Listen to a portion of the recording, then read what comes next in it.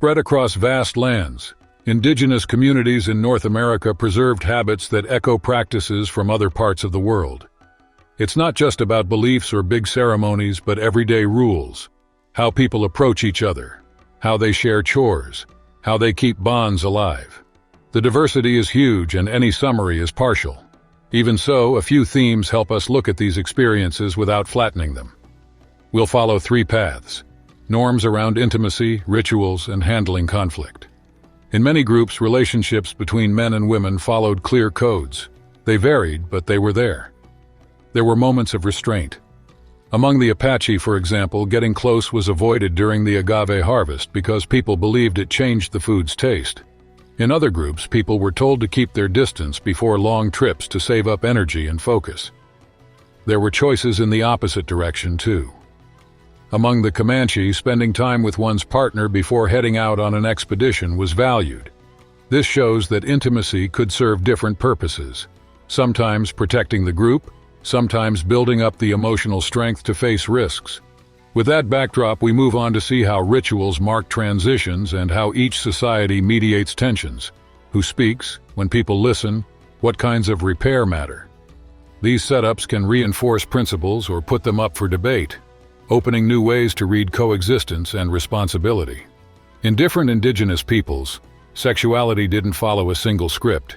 In some communities, the priority was the group's continuity through reproduction. In others, the focus was male pleasure, and women's satisfaction barely counted. Codes arose that shaped the body and behavior.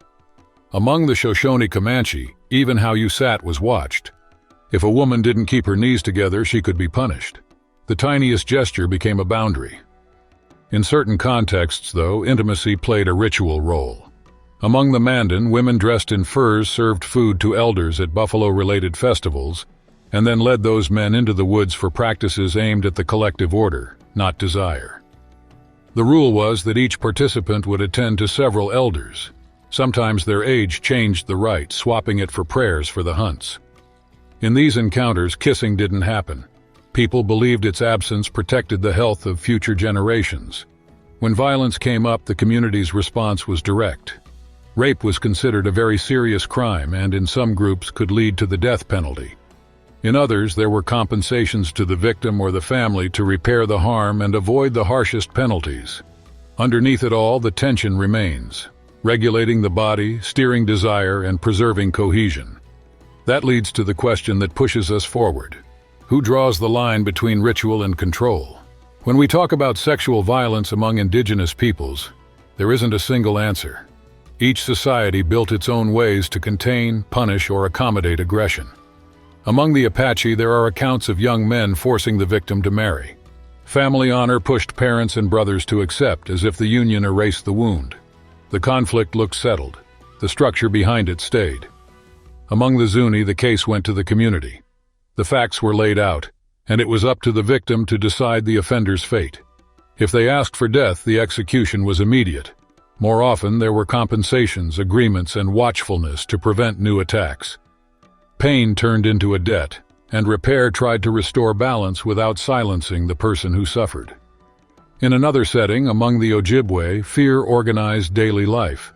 Women were taught to anticipate attacks, to live on alert. The shaman reinforced that state by announcing a spirit had taken over a man's body. Then he himself would appear, and his prestige made refusal hard. Coercion hid under ritual. Stepdaughters were humiliated. Some left the house, and sometimes mothers and daughters left together, breaking ties marked by aggression. Such different responses come back to the same question: who defines justice and who has a voice to break the cycle? That crack is where the story goes on. The word prostitution has been used as a veil. It covered arrangements that didn't always have to do with sex for money. Many times it meant exchanges, forced alliances, or demands for protection that pushed women into unwanted relationships. By relabeling these dynamics as custom, morality moved the violence out of public debate and into everyday life. That filter changes how we see marriage and forms of union. The Western idea of marriage doesn't explain the lives of many indigenous peoples in North America very well. What would sound like adultery to outsiders could be an accepted rule for them. The core is the community's norm. Here are a few cases. Among the clic, women, including married ones, kept autonomy over their own bodies and could decide to spend the night with visitors, a recognized right. Among the Salish, elders designated groups of women, single or married, to sleep with specific people. Polygamy was part of daily life, and that sleeping arrangement was part of social life. In some places, a man would offer his wife to a stranger as a gesture of hospitality with no exchange. In other contexts, the decision wasn't up to the women. Men chose who would spend the night with a guest, as among the Omaha. If the community saw abuse, it imposed sanctions. Side by side, these scenes show how prostitution, marriage, and morality can mean very different things, depending on who sets the rules. Among the Papago, festivities opened a window for temporary bonds between visitors and village women. Pairs formed to the rhythm of singing and dancing, many of them involving young people. Some lasted beyond the party and became stable unions, the basis for new families. Others ended with no guilt or shame. What shows up again and again is that body, affection, and hospitality could combine in many ways, enough to shake the idea of a single model of marriage and set the stage for other variations we'll still explore. This wasn't an isolated picture. In other indigenous communities in North America, children born from these encounters didn't raise eyebrows. They were welcomed and cared for by the group. Among the Pima, close neighbors of the Papago, there was a circle of women known for their own initiative, and that didn't bring reproach. They could choose a more conventional path or wait for the next festival when new alliances appeared.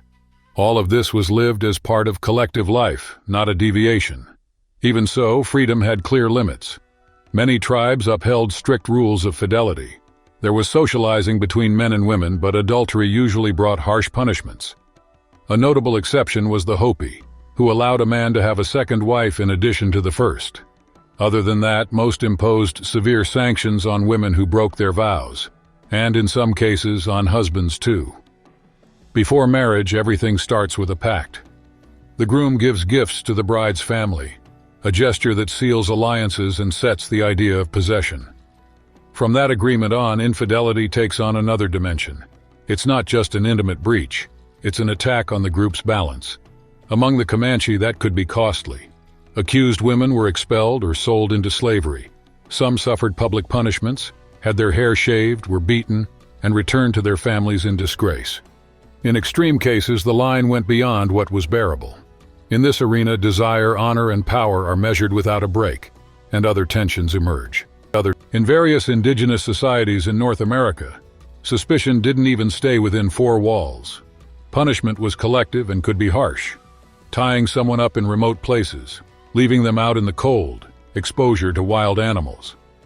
The message was clear. Transgression threatens everyone's safety, and so it calls the community.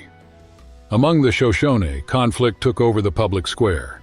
Men and women got involved, rivals were confronted in public, and the mud thrown on them marked them with disgrace in front of everyone. In fits of jealousy, there were wives who killed husbands. Even without an official sentence, the social verdict was heavy: exclusion, doors shut, no home willing to take you in. Without a support network, raising kids, planting, trading favors, it all falls apart. And when survival depends on alliances, isolation is costly. And what comes next shows that price. Thanks for sticking with us this far. If this topic got you thinking, tell us in the comments what surprised you the most. The conversation keeps going there. Drop a like on the video, subscribe to the channel, and hit the bell so you don't miss the next episode. Share it with anyone who loves history and culture. That really helps our work. Thanks for the company, take care, and we'll see you in the next video.